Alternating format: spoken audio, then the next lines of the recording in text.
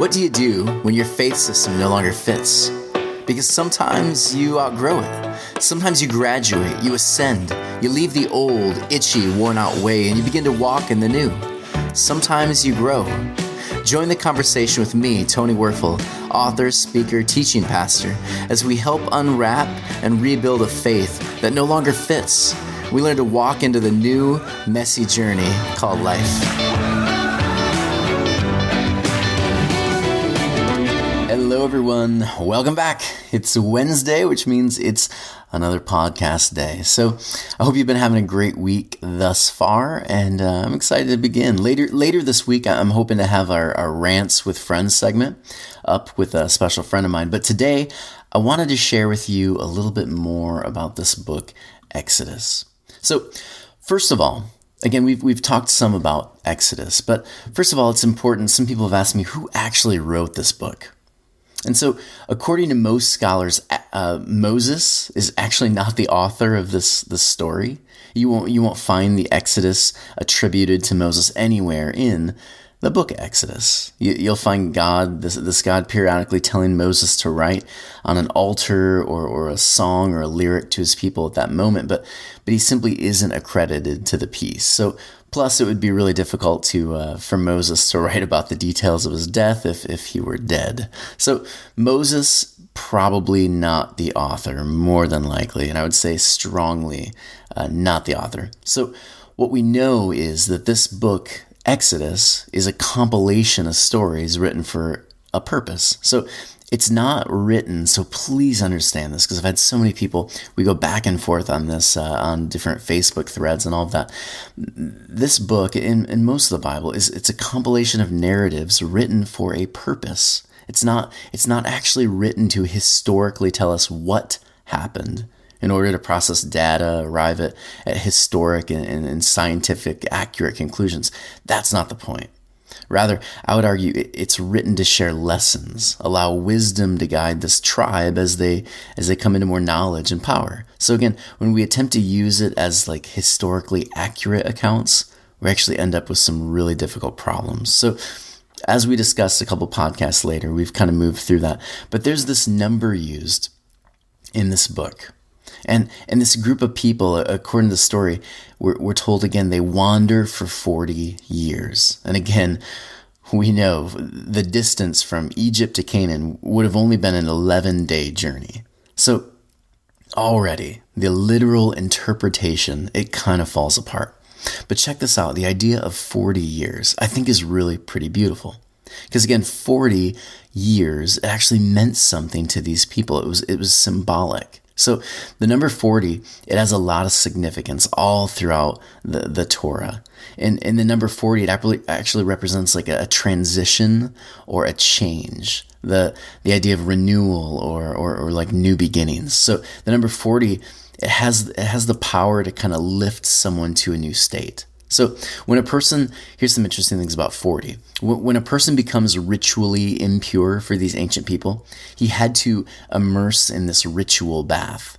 And so the story goes that that this bath has to be filled with 40 seahs, which is like a measure of water. So immersion in this whole idea, you had to be in 40 seahs of water in order to have this spiritual renewal. 40, we would say gallons. Also, it's interesting to me that it's no accident that in the story of Noah, the rain poured for how many days? Yeah, 40 days, and it submerged the world in water, right? And we know this is less literal and more big picture meaning here.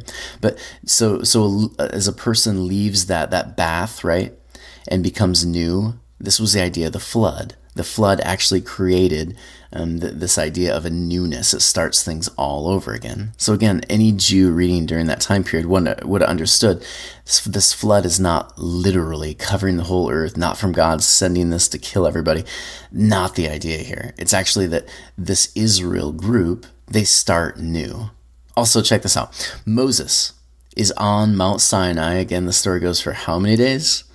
Yeah, 40 days. And he comes down with these stone tablets.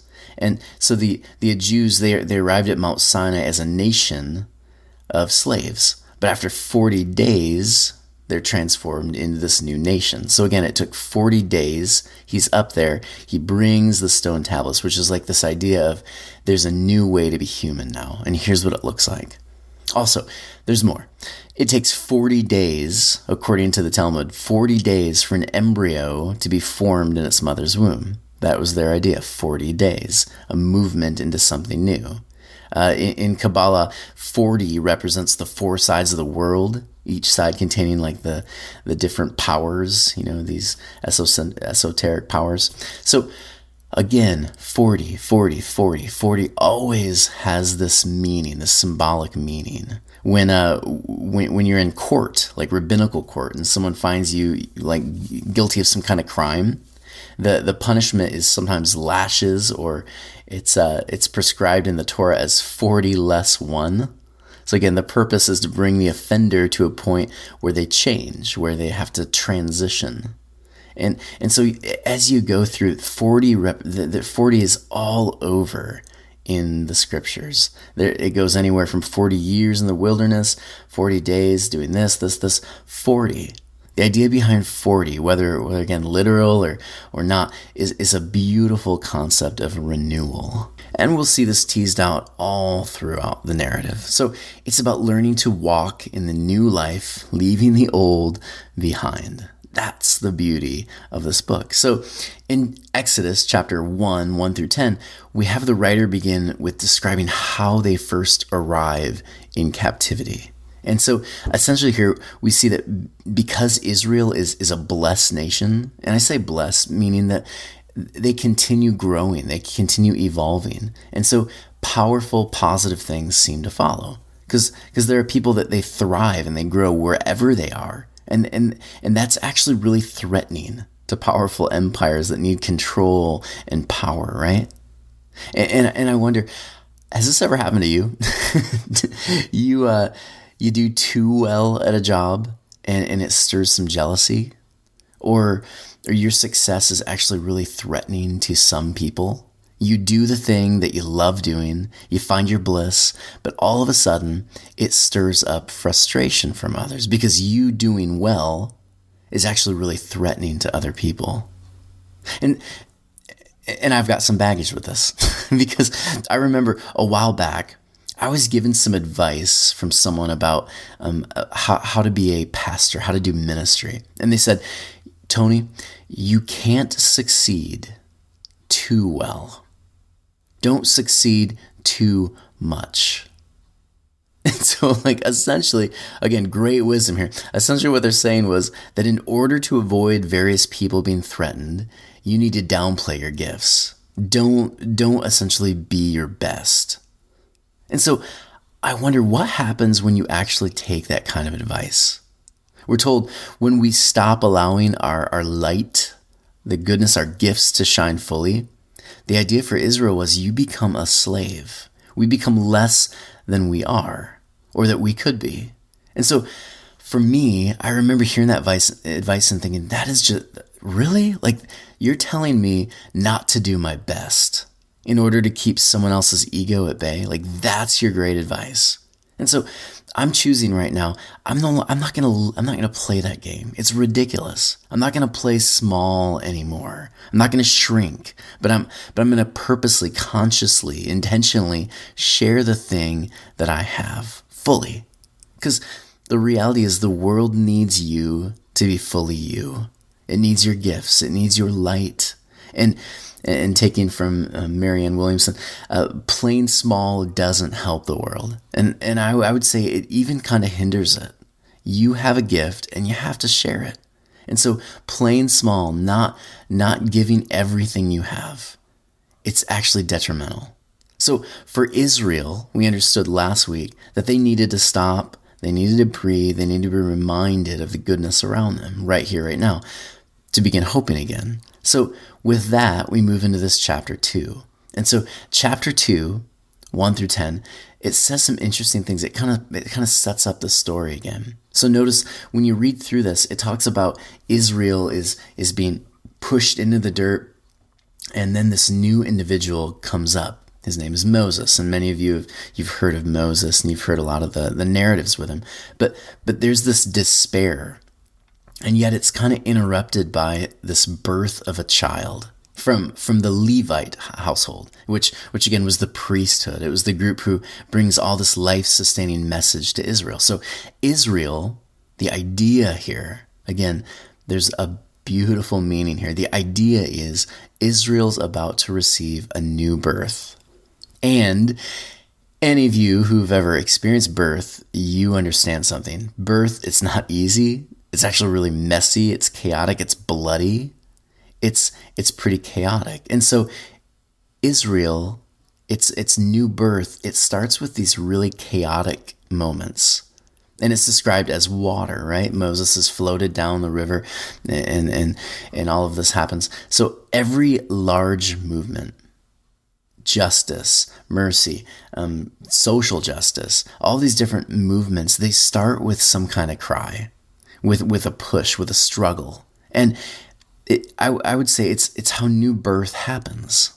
So let me take a moment and say this to anyone struggling with getting that startup company going, or that blog, or that new business endeavor. Because if you're considering starting that new thing, you follow that passion you have and you're experiencing some setbacks, if it isn't going perfectly, you're not making the money you hope for, it isn't happening fast enough, here's what I would ask you to remember.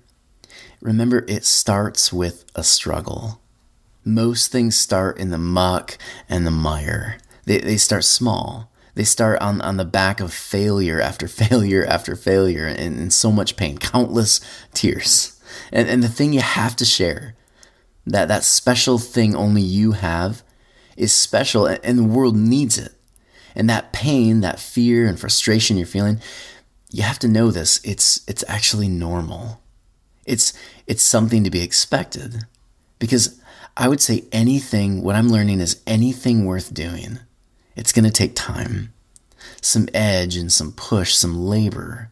It won't be easy, but that's what makes the success. The exodus is worth it.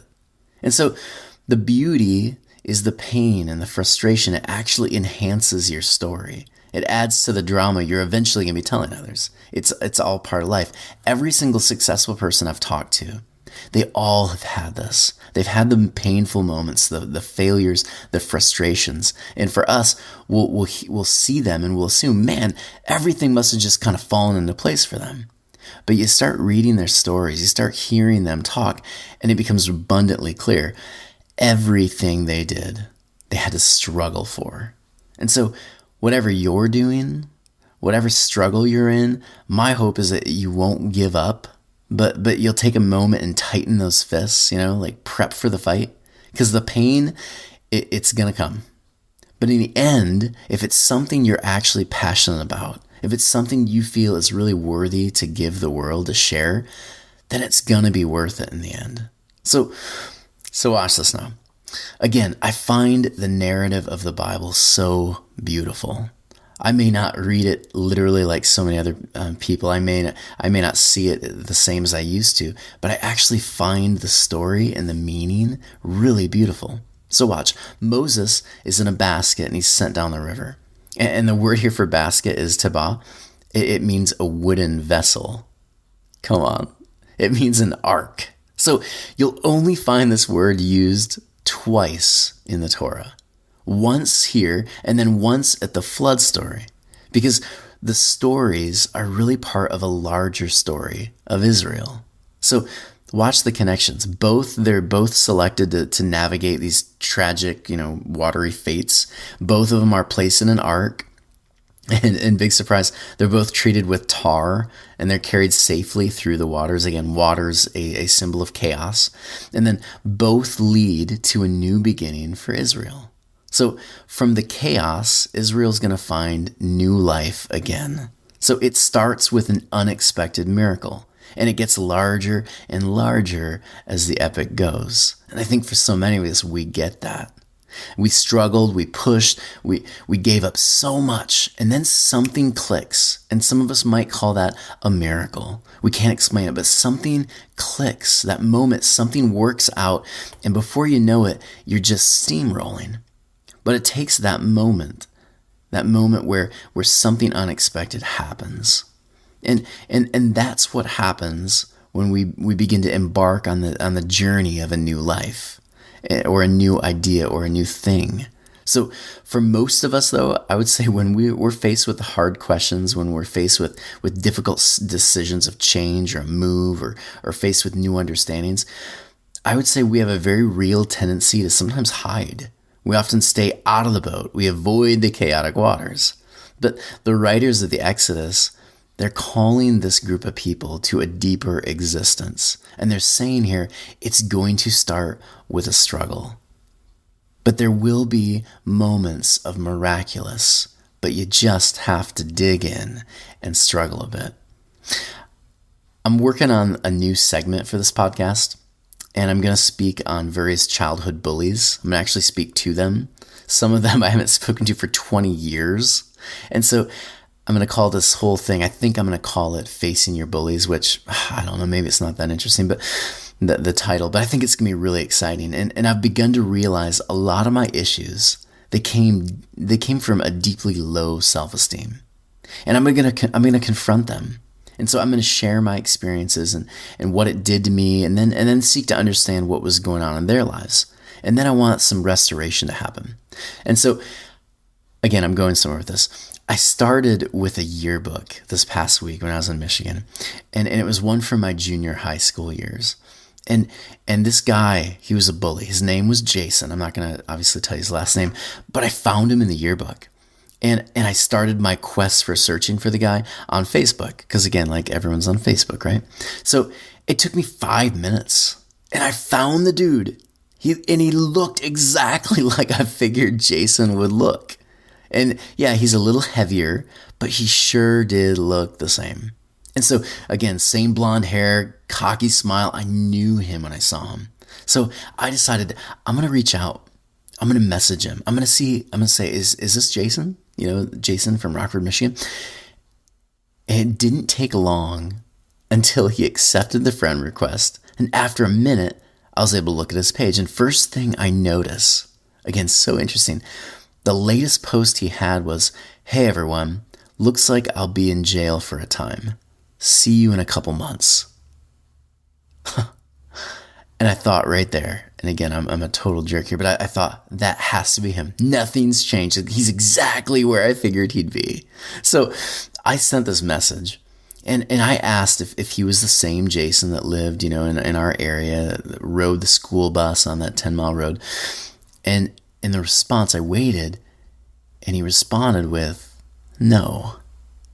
And I remember thinking, oh, what? Like, I was so sure of it. That had to be him. But he said, he said no. And so after that, though, he added something that kind of shocked me. He wrote, "I used to be a pastor too." And this kind of piqued my interest. So I said, "Oh man, what happened?" And he goes on, he says his wife and basically his partner in ministry left him for someone else. And he started describing his journey. He said he started turning to different drugs. He just was done with it. And he had this steady decline ever since then. And so I, of course, this is not at all what I was expecting would happen on this message. So I'm like, oh man, okay, what do I do? So I'm just writing back. I said, "Man, I'm so sorry." And I asked him, you know, what do you want from life? What are you looking for? And he said he'd never actually had anyone ask him that before. And so what he started doing next is he wrote down some of his dreams, places he wanted to visit. And then he wrote something that kind of hit me. He said, you know, "I've been considering just ending it all. I'm just so worn out. I feel like I've hit low." And again, here I am. It's so weird to me because here I am ready to confront the bully. And now I'm going back and forth trying to offer some encouragement to this dude. Not what I was expecting. And I would say that's what happens often in life. We expect one thing and we get another. It's not what we were expecting. But we kept going. I said, what stopped you? And there was this long pause, and he said, I'm not sure. And that's when the message thread, it went silent for a couple hours. And I thought, okay, well, maybe that's the end of it. I need to find the real Jason. So I just keep looking, but then I got this message from him a couple hours later. He said, thank you for asking that question. Had never thought about it. Hadn't ever thought about it. He said, I think the thing that has kept me going through all of this has been my son. And so I asked him, how so? And he said, my son, and again, it's so powerful. He said, my son, he's never once judged me, didn't turn his back on me. My son has given me unconditional love. He has loved me. And I thought, there it is. It's so beautiful.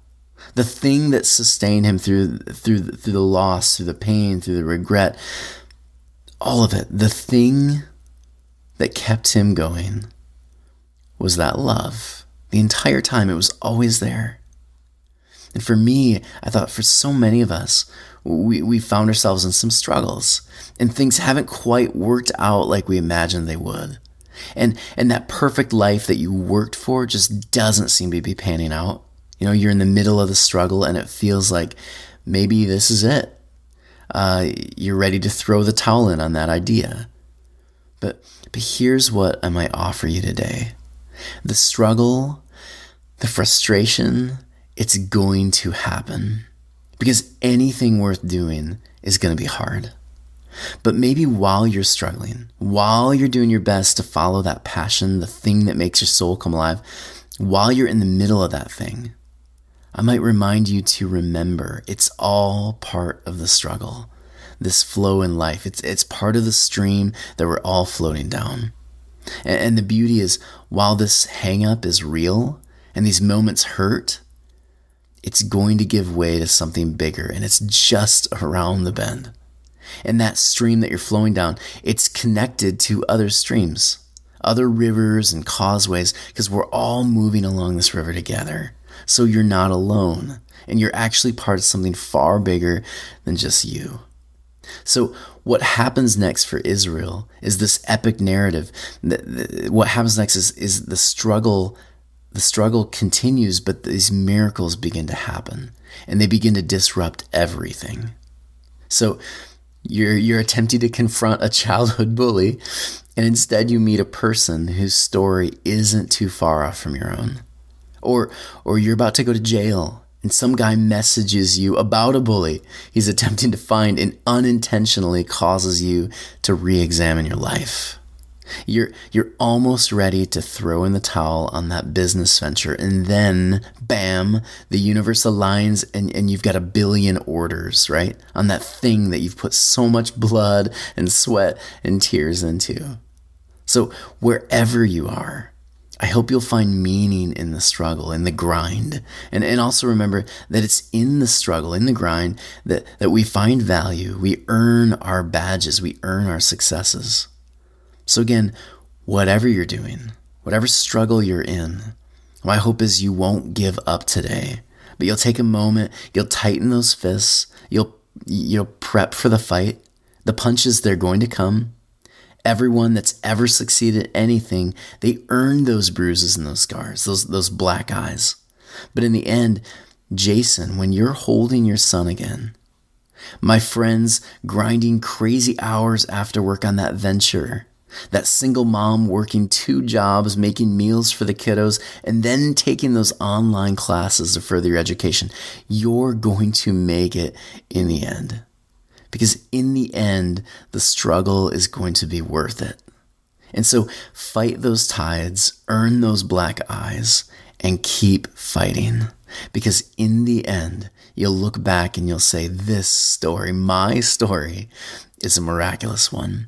And it started with a struggle. It started with a new, messy, crazy birth. It wasn't easy, but the struggle has been worth it. Blessings, everyone, today. And again, if you find this podcast helpful, please write some reviews about it. on iTunes. And if you'd like to become a Patreon, please do so. Go to TonyWerfel.com. Have a great day, everybody, and we will see you in a couple more days when we start our Ranting with Friends segment. Take care. Blessings. Bye.